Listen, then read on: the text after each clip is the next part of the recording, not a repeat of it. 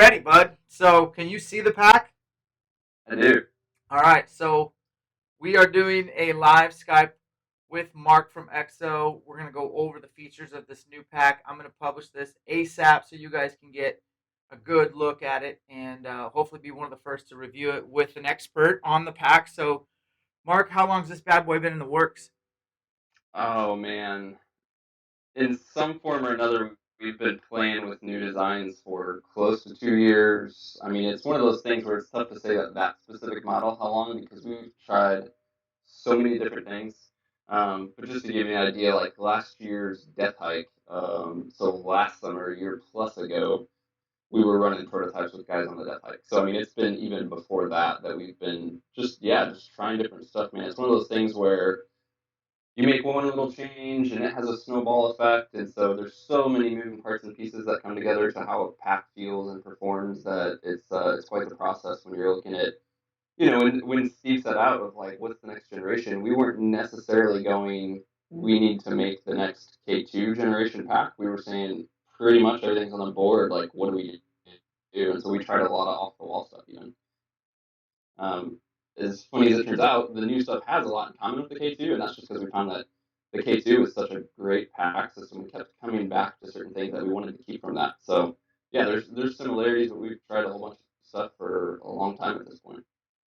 Let's dive in. I've got the pack sitting right here. You can see it. You are in. Yep. Are you? Where are you? Are you in Kansas City? Where are you exactly? St. Louis area of Oh, Missouri. Yeah, St. so I, Louis. I work. This is Exo HQ East that you see in the background, which is my basement office. So I'm the one lone remote employee and the oddball of the company. All right, ma'am. So you can see the pack sitting here. I have just took it out of the box, and this is how they come. Very condensed and Yeah, packed. It'll never look this pretty again. So everybody take a good it won't. look before I get this thing put to the paces. So this is the Yeah. 4800 bag on top of the new K3 frame. Yep. Yeah, it's a good point to start there. Guys are always shocked when they pull them out of the box because they're expecting something much bigger. I mean, that pack is, if you're counting everything, it's a bit above 5,000 cubic inches, but you can see how streamlined it can be. So we get a question a lot of, you know, specific on the 48. I love that. I need to do a 5 day hunt, but how's it going to work if I'm only doing a day hunt? And the answer is it works great. It compresses well. The guys build them super clean with getting the webbing and all that. So most guys, when they're compressing it, they're not looking quite so show pretty, but they compress so well. So I'll use a pack like that from everything from a week long elk hunt to sometimes being in a tree stand for 4 hours. Exactly. Well, um, this is the Ranger Green. What other colors you have? Multicam. Yeah, so Ranger Green, Multicam, and then First Light Fusion. If guys are familiar with the K2 line, we've been running those colors for the past year plus in the K2, so we kept the same colors for the K3. There's some cosmetic differences. The gray webbing right there is a good example. So just, cosmetic touches. We always like, for our customers and for ourselves, to be able to quickly look at a pack and realize what year it is. So even a K2 that was from, say, 2016, 2017, 2018, there's minor tweaks on cosmetics that we can easily identify, but that two-tone looks pretty cool. All right. Where do I start? Oh man, the fear here is that I will ramble for way, way, way too long. You tell me, Dan. Start with bag or frame. Okay, so on first appearance, looking at the backside here, Hmm. and we'll just start with the hip belt. Did you guys make any changes? Okay. Obviously, there's quite a few. I can tell. I have a small. What do we got here? So hip belt, we went just a minor detail for most guys is we went from 1.5 inch webbing to you have 2 inch webbing there. So 2 inch webbing, 2 inch buckles. Just it gives a little bit more stability with things, and it's one of those things we've gone back and forth with. An inch and a half honestly worked fine, but 2 inches was a bit more stable. Hardware is super solid on it. Even mounting accessories, it gives you a little bit more stability for like hip belt pouches or running a holster on that webbing. So it's worth it for sure to beef that up. And overall, with the K3, we beefed up certain things and lightened in other areas to keep that weight as minimal as possible. But a huge change on the belt, Dan, is how that attaches. So previously, our belt was one piece and it slid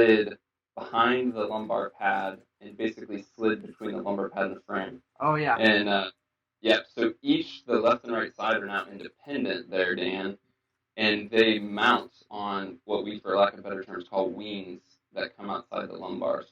So you can actually peel that off. It's Velcro, but it's it's like super commercial stuff to actually remove that entire hip belt piece. And so there's a whole bunch of benefits to that. One is you can change it easier than you could previously. Another is you can actually tweak the sizing. So a good example is we have a lot of guys who float between, say, a 32 and a 34-inch waist, and that puts guys between like a small and medium belt. Well, now you can take that small belt and not just extend the webbing of how it's adjusted, but actually take those two left and right pieces and physically extend them out, like out from the lumbar pad. And so it's essentially making your small belt larger and giving you more room at that top end if you need it. So it's a big change. Those wings that the belt attaches to consequently had a performance improvement for some guys, especially kind of the skinnier, no butt guy. It gives him a little bit more stability and wrap from behind the lumbar pad. Yeah, it's a big change there for sure. Did you change the lumbar pad? Yes, in a few ways. The inner material is pretty similar. We always use a dual density foam. The fancy way of saying that is there's just two types of foam in there. For the lumbar specifically, a nice squishy foam works great if you have a lower weight in the pack, but if you get much heavier weight in the pack, it compresses too much and doesn't have enough support. So there's like a squishy layer and then a firmer foam behind that. We've always done that dual density, but the face fabric there is a bit different. And then a huge change is um, allowing the user to customize the feel of the lumbar pad with shims, or what we just call lumbar inserts. So Dan, if Wow. you feel back on the frame from underneath there, there's a little Velcro flap Yeah. on the bottom side. Um, so you can actually pull the lumbar out, like flip it open, basically. Yep. Pull that tab, flip it open. And so the back side of the lumbar there, Dan, you see there's another Velcro pouch you can open up. And right there in the middle, you see that outline? That's an insert.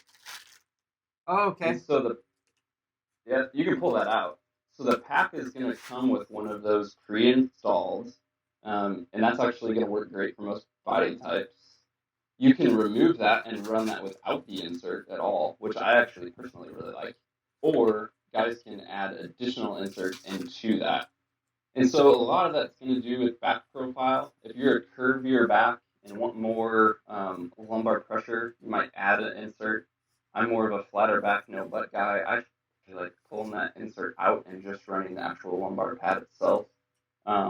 You wouldn't think necessarily that shims those thin layers too much, but it can definitely allow you to customize the feel really, really quickly.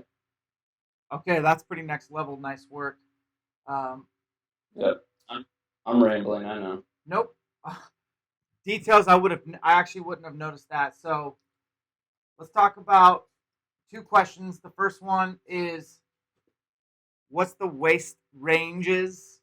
Small, medium, Yeah. large. Like what does that translate to? Yeah, so small is going to be up to 33 inches ish. What we do run into is guys who wear a 34 loose. They wear 34 pants for comfort. In all reality, they could wear 33s, but probably don't just for comfort. They probably need to stick with a small. So if you're up to a 33 slash loose 34, I'd stick with a small, especially what we talked about with how you can expand that. Now, a medium is going to be your 34 to 36 inch range. Again, kind of going up to, if you wear a 38 pant, but you kind of need belt to hold it up, you might be better off in a medium. And then that large is going to be that 37 to 38 inch plus. So we're happy to talk through that. If guys are in between sizes, it's always better to err on the small side because you're going to have more room to expand. What's worst case scenario is that for myself, I'm a good example.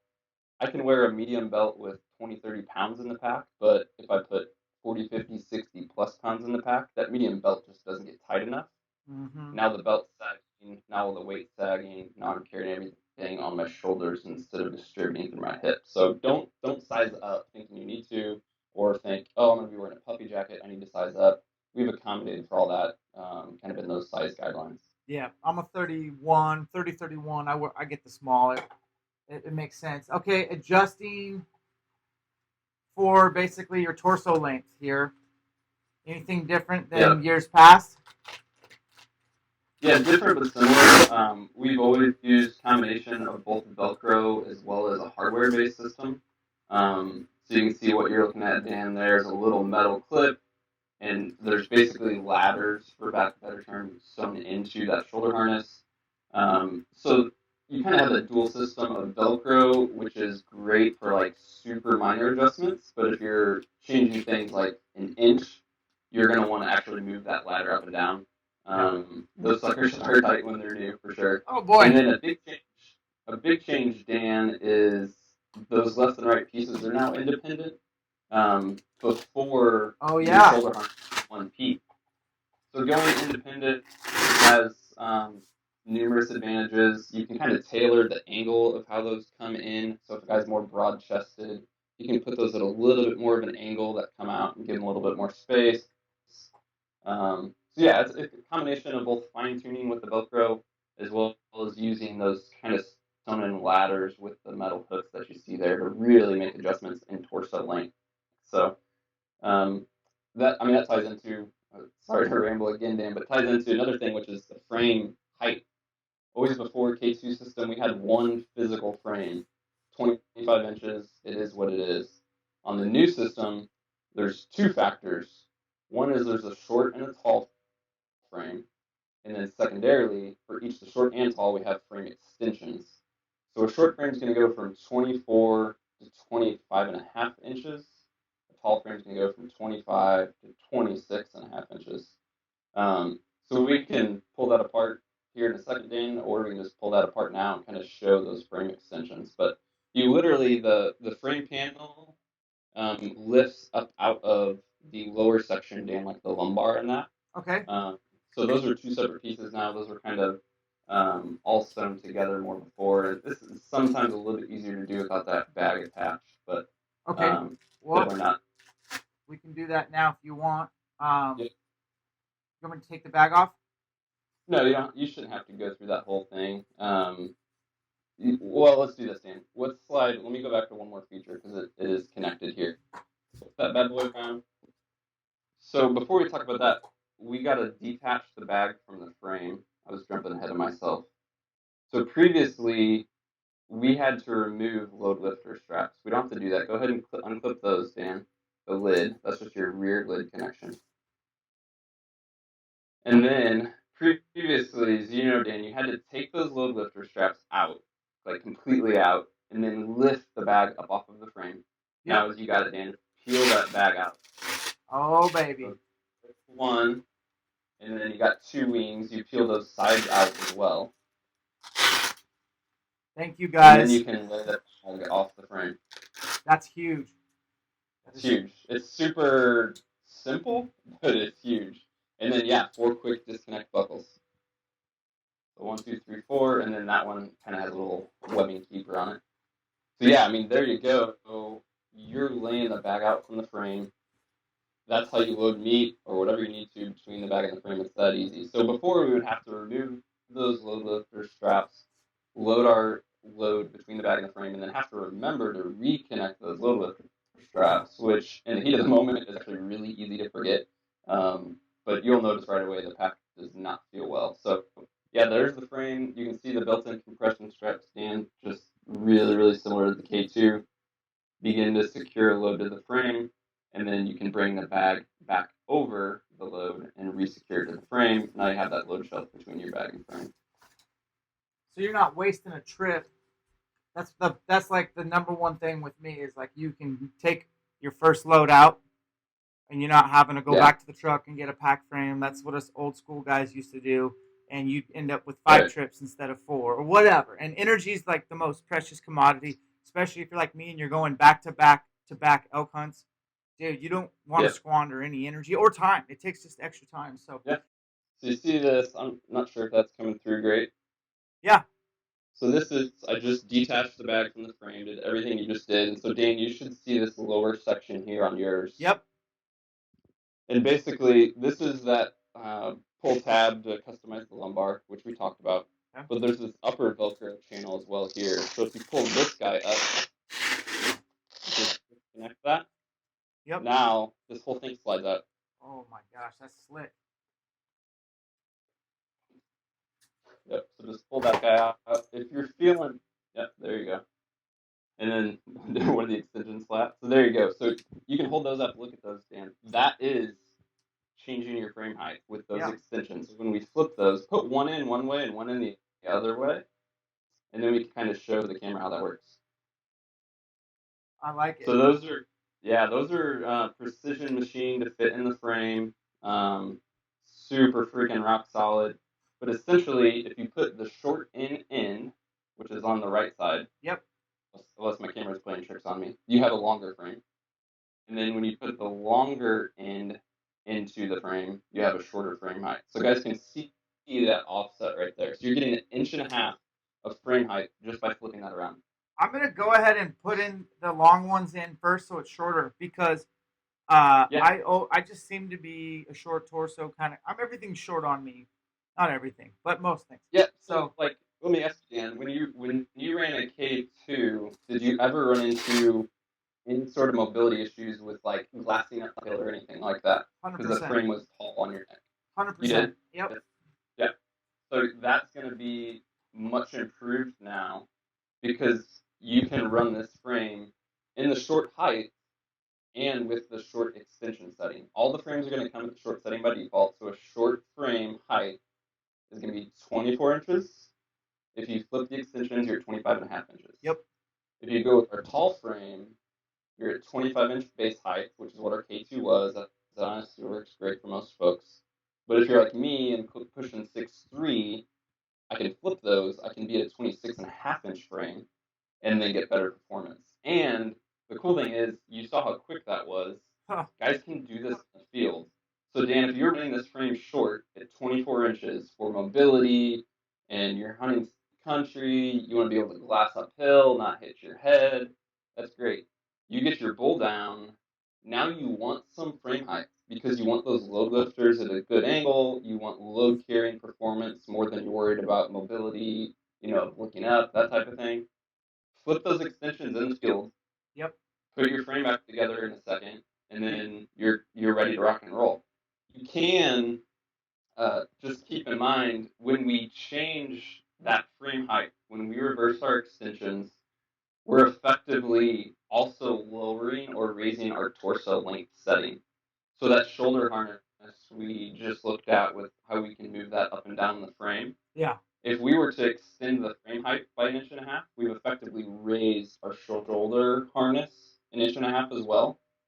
And so what we recommend is to just lower that one notch, about 1 inch. You actually want a little bit more lift, right, with a heavier load. So you might want that harness a little bit higher, but typically not 1.5 inches higher.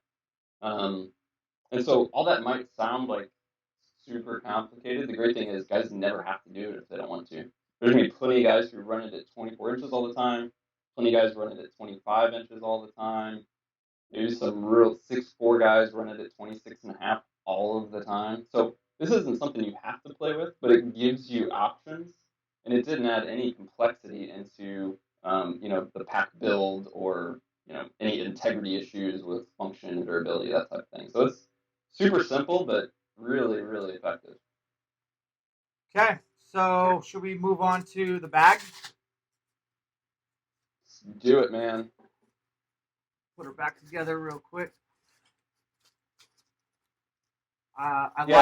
Just worth noting while you're doing that, Dan, if guys are running a load between the bag and the frame, so if you have an elk quarter in there, you don't have to redo this Velcro. You don't have to reattach the bag over the frame. Right. Those 4 side connections are going to hold it secure. So that's something it's a question we run into with users occasionally of like, hey, I'm having trouble. Run that on the outside, Dan. Okay, I was just asking that. Yep, there you go. So yeah, you don't have to Velcro this top back when you're hiking back to your first load out. No. You can, but you don't have to, right? You can. Yeah. Okay. Yeah, I mean, if you have a solid load in there and you have the bag offset from the frame, you're not going to get that top end to close again. So you don't need to. not necessary, but when you are running it, just in, let's call it gear mode, right? Nothing in the load shelf. It definitely helps keep things more stable up there. So yeah, there's the lid. Guys saw how we quickly disconnected the back, same buckles in the front. So you can just go ahead and take it off if you want, Dan. We can talk about the lid really quick. But 4 quick release buckles. The lid is now off. Pretty similar to our K2 lid, cut a bit different just to sit better, and then adds a second pocket right there up at top, Dan. So you have that main rear pocket, nice generous zipper, and then now that top quick access pocket.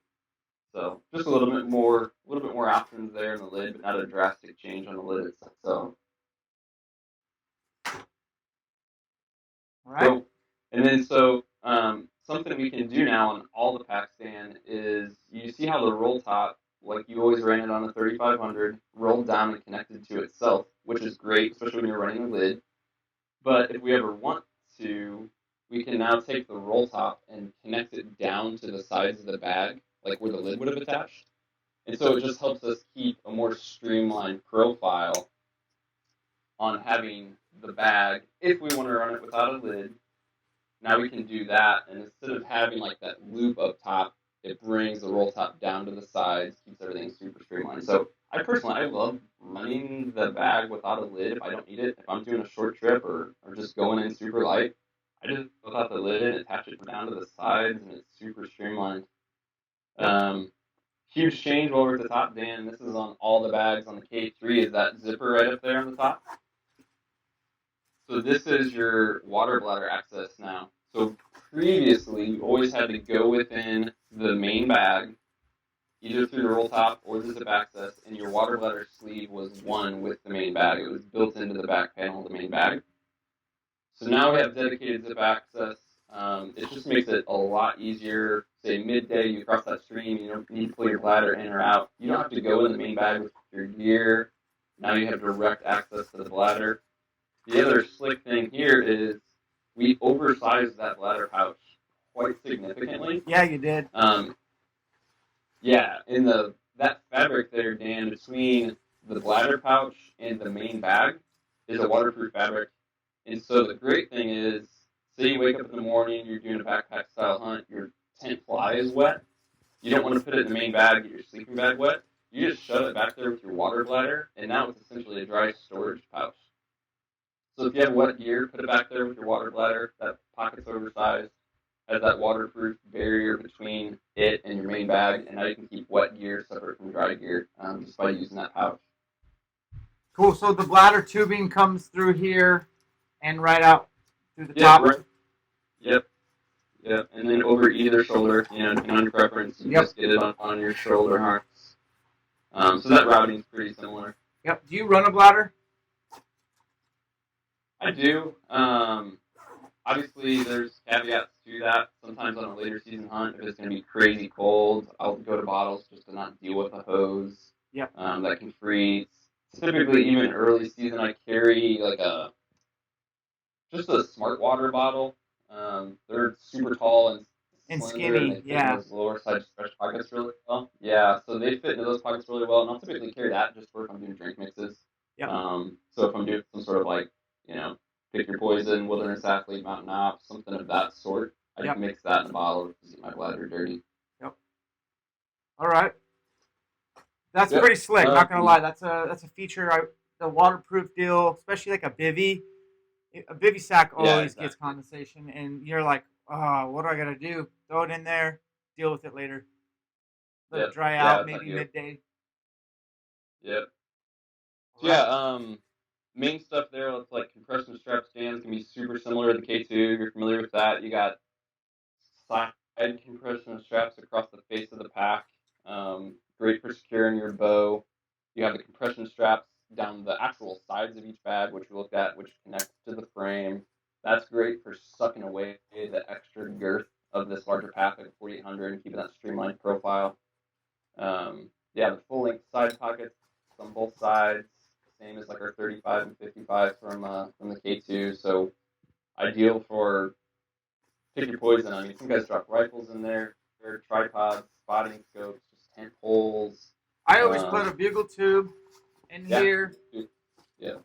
Trekking poles, tripod there. I'll run a spotter inside. I don't bring a spotter a lot of times. Like I'm going antelope scouting this weekend, so I'm gonna have a 85 millimeter on this side, which I can attach, and I'll probably run tripods, trekking poles here. Yep. These are, my opinion, this is the best part about Exo packs by Really? far and away. Oh, it is, Yeah. because there's always stuff that I can put in here that just gets out of the, I can get out of my way. I've even, like, a lot of times Right. I'll put on one side like an extra bivy sack, socks, Mm. underwear, whatever. And maybe it's just stuff I don't need to get to very often. They're out of the way. Then I can put the essentials inside for when I'm backpack Yeah. hunting. But the thing is you got options, and there's always stuff. Like for me, I do a lot of filming on the hunts. There's always going to be a tripod, whether you're using glass, binos, and there's always going to be trekking poles for when. Hopefully, I don't use trekking poles a lot, but when I kill, I need them, and I like having them. I mean, you always kill, so you always need them. Ha! And then also, I always carry like a Cimarron, just the tarp, as an emergency shelter that I can use my trekking poles in case I want to sleep on the elk. Yeah. Nice. All right. Yes, compression lineups, pretty close to the K2 system. Those lower side stretch pockets, Dan, you're familiar with those as well. They're oversized compared to the K2 stuff, so they have more volume, especially when the main bag is already full. Yes. They just have more dedicated volume, which is nice. I'm not sure if you ever do this, Dan, but just to point it out, some guys tend to overlook this. The lower compression strap that runs from your frame to your bag and where that buckle is on that lower side stretch pocket, you'll see a little cutout there on the female end of that buckle, your left hand. So you can run that buckle behind the pocket or out around the pocket. Wow. So that compression strap can come around from the frame and overlap what's in your stretch pocket if you need to keep something secure, or you can run it basically within the stretch pocket if you don't need the stretch pocket to have a compression strap around it. So there's times where I'll have a tripod legs in one stretch pocket, and I want that compression strap to come around to secure my tripod legs. But then say on the other side, I'm just running a water bottle in that stretch pocket, and I don't want a compression strap around it. The stretch pocket holds it secure. Now I can just run it behind. Yep. So there you go, run it behind it. And now the stretch pocket's free access, basically. There's nothing around the outside of the stretch pocket. You're coming through the stretch pocket. Yep. And then on the other side, you can come out and around it. You come over the stretch pocket and give it more security if you want. Okay. Boom, just like that. So super simple, but again, just giving you that versatility with simplicity at the same time is something we're always trying to look at. I like it. So far, really impressed.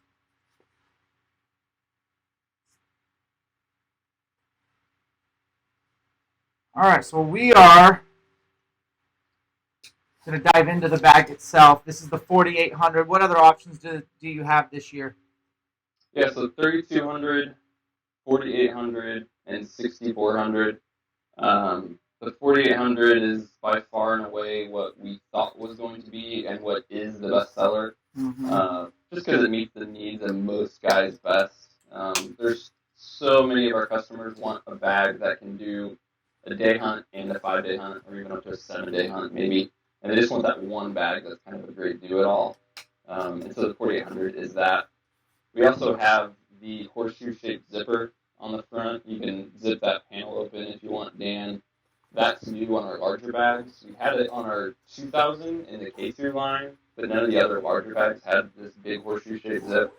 And so now we've added that to the 4800. So many guys love that ability.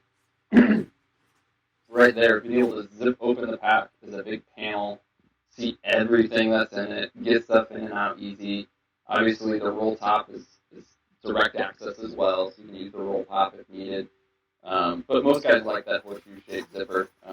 Just gives you a lot of versatility there. So it's the 4800 is the best seller for sure. But if guys want to run more simple and streamlined, the 3200 is a great choice. If guys need that week plus 10-day sheep hunt type thing, we have a bigger bag as well. So.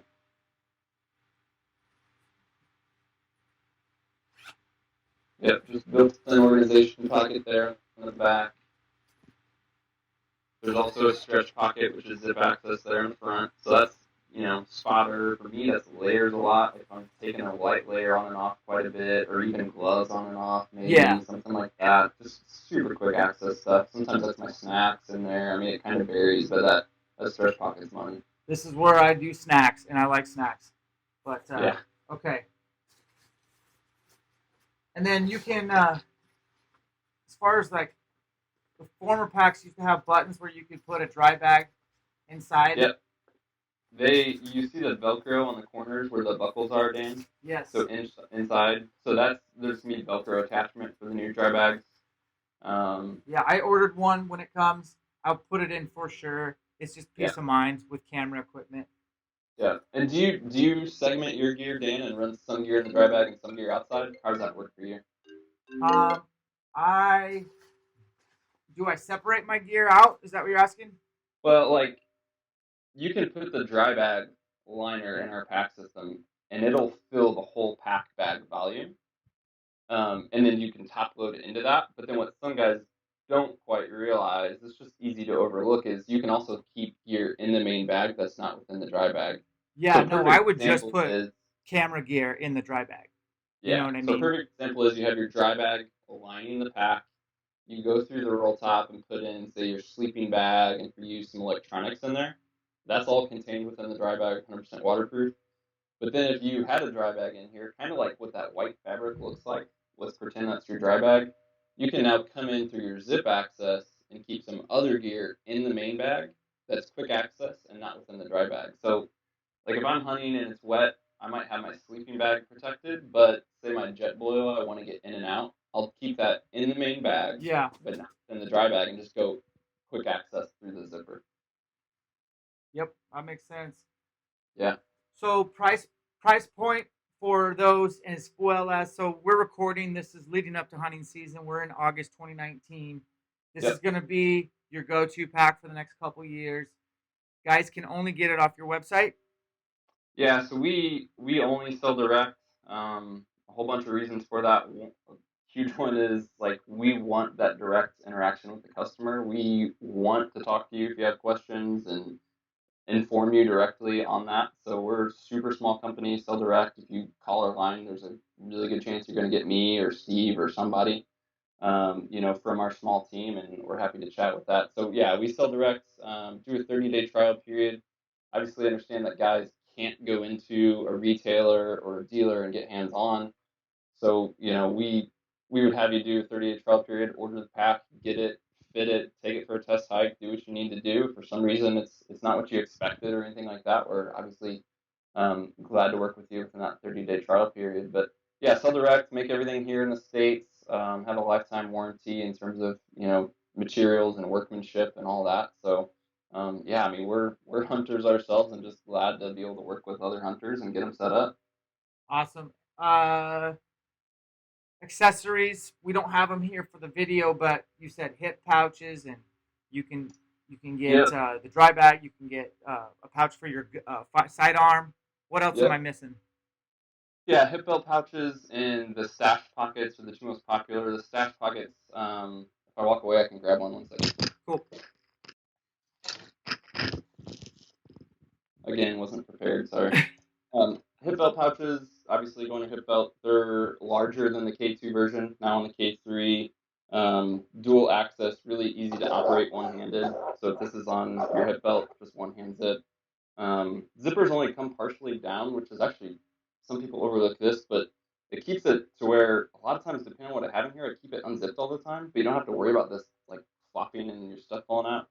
And then the inside backings now Velcro. We're working on several different inserts for these, like such as a cartridge holder. So you can Yes. actually insert and Velcro and hold rifle rounds right there. We're gonna have some other little pockets, which is kind of cool. These stash pockets, great for organizing small items. They clip in, so this female buckle stays attached to your pack, and then now this just clips in, so you can easily like open up that main zip in the 4800, pull your stash pocket out. You can run up to 4 of these in a 4800, or all the bags for that matter. 2 within the main bag, 1 within the lid itself, and then another within that hydration/dry storage compartment. So you can mount up to 4 of these. Dude, Just I still I am ordering access. 4 of those because that'd be a perfect place to stash all your tags and license. Yeah, Uh, you could do precisely. your kill kit. You could do some of your calls, whatever. Like your inReach could go in one, or Yeah. on the outside of the pack. But I love that idea. I have the hip pouch on my K2 over there. Will I have a problem bringing that on to the K3? Yeah, good question. So no, it'll all work. K3 hip belt pouches can work on all K2 packs and vice versa. If you guys already have like a K2 hip belt pouch, it's gonna work on a K3 pack. We always try and keep backwards compatibility as much as possible. Mm-hmm. Even on bags and frames. Like if somebody has a K2 and they're seeing this, I'm like, oh, that 4800 slick. You can buy just the 4800 bag, put it on a K2 frame, vice versa. So yeah, I mean, there's a few accessories that aren't fully compatible across lines. We note that on our website. If you go look at the accessory, there should be like a compatibility information there. But as much as possible, man, we're trying to move forward while at the same time keep guys who have packs out there from feeling like, oh, they just ditched me. So we're always looking at that, and in terms of keeping supporting guys as much as possible. If you have a pack from 5 years ago, we want you to be able to put new stuff on it if we can. Well, I say that's a pretty good, in-depth overview of the new K3 system. Definitely better than I would have done, and we will chop it up a little bit, get it on YouTube real quick, so folks can kind of see what you're talking about, see your screen while you're talking and showing the stash pouch, some of that stuff. But top to bottom, I think we covered it. I'm gonna play with it right now and try to get it fit for this weekend. And Yep. I'll probably shoot another video kind of comparing the K2 and the K3. I got them both up right now, and I got to take all the stuff out of the K2 and put it in the Gotta K3 go and scouting. get ready for some antelope scouting. Perfect, man.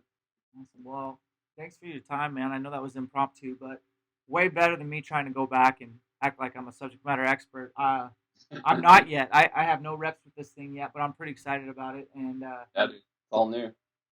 you guys have worked your butts off. I can totally tell. Like everything's pretty well thought out. And I guess just after doing this with you, the things that I'm most excited about was being able to adjust the height of the frame in the Yeah. field super quickly. The Yeah. shimming part on the lumbar, not a big deal for me. I have a lot of S curve in my lower lumbar. I Mm. have a bigger butt, but I do have a small waist. I won't have to mess with that. But I hunt with a lot of skinny guys, tall, Yeah. drinks of water with no booty. And then these being independent was awesome. But my favorite thing of all was not having to take these darn things off when you Yeah. kill and get that off. Like, thank you, thank you, thank you. Yeah, And dude, that was like something that was driving us nuts for a long time. And Steve was sitting there one night just looking at the back of a K2, and he's like, God, I hate this thing. And he literally just took scissors and cut it, like kind of cut like a V yeah, until it was 3 pieces. There was like a middle and a left and a right. And he's like, wait a second, that could work. So that's literally, it was like we just cut one, and then we were just like, how do we be able to cut it and then pull it and then just put it back together securely? So it's super minor, but man, guys who've dealt with undoing that and then pulling the lip and putting it back together, it wasn't bad, but this is like, yeah, it's gonna be one of those little things that means a lot. right on. All right, guys, there you are. You guys probably pretty back ordered right now. I mean, I ordered mine 3 weeks ago. When are you guys gonna catch up? Hopefully, never. Uh, yeah. Yeah, it's a good problem to have, but yeah, we're 3 to 4 weeks out right now. So if guys are looking to get set up for season, it's like it's close, man. It's tough to say, oh, I have a September 1st hunt. It's gonna be close. I would say if it's like your only lifeline and it's September 1, like call us for sure. Let's talk about it. But if you're into mid-September, you have an October hunt, that type of thing, we can definitely get you set up. It still is good to get an order in sooner rather than later because all that can change, based off of what orders do. But yeah, we're 3 4 weeks out right now. All right, we'll keep up the good work. And since we're talking about hunting, you leave soon for Alaska. Yeah, Are you yeah, ready? dude. Oh man, I feel like I am and I feel like I'm not. We've truly been so busy getting this line out there that like my personal prep has gone kind of crap. But dude, you can see my rifle. I was shooting this morning and got my bows behind me. So yeah, I'm still like everybody else dialing stuff. I got a pile of food. I'm putting together gear bags and food bags and yeah, that whole logistics for getting to Alaska is definitely in the works. My first hunt's antelope in 2 weeks, and like nothing compares to preparing for Alaska. You like uh, Yeah, that's just like Alaska's varsity and everything else is JV, and so yeah, man. yeah. Uh, Getting all your stuff there too on time and hoping that all your bags arrive, especially because you are traveling. I mean, it's what like is it a 5 or 6 hour flight just to Seattle for you? Yeah, it's not that bad. It's probably close to 4. But yeah, we hop here to Seattle, and then on up into Alaska. Have a last leg to get to Kotzebue, commercially, and then we have our flight out of Kotzebue to get in the field. So we're leaving on a Sunday night, flying overnight, and we'll be in Kotzebue like Monday morning and flying in the field Monday. So So, and then you'll um, be hunting Tuesday morning. yeah, Okay. yeah, And yeah. you've never hunted. You're going for blacktail. So we're doing blacktail and Kodiak in November. This September hunts caribou. Yeah. Okay. So there's Well, 6 of us. Actually, there's 7 because we got a guy coming just to kind of photo and film. But we have 6 tags for caribou, mm, plus some wolf tags and stuff intermixed with that. So 6 caribou tags to fill, and then heading back in November to Kodiak. so I've never you'll done either, so I'm beyond excited. knowing you, you'll probably be like rifle will be in the back in the pack at first in case you see a wolf, but you're gonna try sticking with a bow first, I would imagine. Dude, I am still like on the fence. I truly am. If it was me or like even 2 or 3 guys, I'd be bow no question. Um, but I'm leaning like rifle as much as bow simply because we got to see how many huntable days we get, right? Like with Alaska, Yep. sure we have 6 days in the field or whatever, but what if we But have 3 solid hunting days and then 6 tags? So like Stephen Lenny went a couple of years ago. They spent 4 days trying to get done with the bow, pulled out a rifle near the end, filled the tag. That's fine with the 2 guys, but with 6 guys, it's like we also have tags to fill. So dude, I'm right there. I'm still processing that, man. well, maybe you'll see a wolf. I hope you see a wolf because that would be a dream. And then yeah, caribou. It, I don't know. Six Yeah, guys. I would just yeah rifle, get it done, get tags punched, get the caribou meat home, yeah, and wolf hunt after you get your caribou down. And have you ever killed a caribou? no, Yeah, yeah. So it's like first hunt, first hunt for caribou, 6 tag. I'm leaning towards yeah, rifle. Still in the. I know like guy like Steve's still like, oh, I'm gonna get done with the bow, but not that I'm doubting Steve's skills there because he's the master, but at the same time, 6 tags. We'll have to see what weather's like, what populations are looking like, what encounters we have. yeah. Is that the what herd is that? Is that like is that the Malchatna or is that more north? Is that like No, the it's the I always freaking blank on that. It's the west. Is it Western Arctic? Dude, I suck at that. I'm terrible. but you're Um, really far north, right? yeah, yeah, yeah. We Okay. fly out of Kotzebue. We're super far north up in the Arctic. Yeah, You're in the Arctic. Okay. Yeah, I've yeah, hunted up there in the Arctic, and I've also hunted the Malchatna down low, and the yeah, Arctic was way better. I saw yeah. We're way moose, high. We're up in the grizzly, Brooks. wolves. Yeah, and the caribou were giant. There were some giants, and they were actually Really. some of the caribou in August were. Well, first off, the bugs are so bad. Be ready for that. But the caribou, a lot of them were like laying down on little ice patches or any snow glacier patches they could find just to get away from bugs. And then Uh, as soon as the wind stopped blowing, the bugs just come in. But it seemed like the caribou wanted to find places that were a little bit breezy to keep out of the yeah. bugs, and they would go up there with the doll sheep even in some spots. So, Wow. oh, I'm jealous, super Yeah. jealous. What? And that was August. Yeah, yep, real early Yeah. August, about the time you Yeah. guys are going. Yeah. So yeah, we're actually going early September. Oh, well, Yeah. I So think it'll some be of a the velvet little bit starts different coming probably. off. They might start What is that? rubbing. I think their velvet might be coming off around then. It probably would be. Yeah. Because we're I think our first hunting day is the 9th or 10th. They'll probably be hard horned. Um, probably more migratory than hanging out. So we'll see. All right, man. Well, I'll let you It's get back great. to your day. Good All luck right, with man. your prep, and thank you for your Yeah. time, man. I appreciate it. I'm Yeah, gonna dude. pump this out next week, and we'll get it on the YouTube so people can dive deep on the packs. Yeah, man. Holler at me. All right, take care. See you again. Bye.